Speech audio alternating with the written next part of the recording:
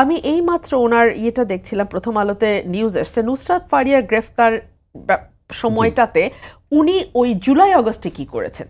ওখানে দেখা গেছে উনি একটার পর একটা স্ট্যাটাস দিয়েছেন আন্দোলনের পক্ষে। উনি দেশের বাইরে ছিলেন, সবচেয়ে বড় কথা ছিল তখন কানাডাতে ছিলেন। যেই সময়কালে ওনাকে হত্যা মামলার আসামি করা হয়েছে সেই সময়টাতে উনি কানাডাতে ছিলেন। তো এই মামলাগুলো কতটা ভুয়া হচ্ছে এবং এই মামলাগুলোর পুরো সুবিধাভোগী হবে আওয়ামী লীগ, জানেন।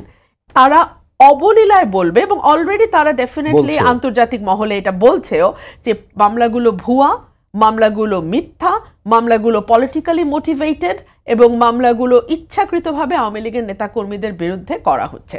এবং এই পলিটিক্যাল গেইন পুরোটা কিন্তু আওয়ামী লীগ ক্যাশ করবে। সো এখন যা হচ্ছে, মামলার নামে যা হচ্ছে, এর পুরো দায় এই সরকারকে নিতে হবে।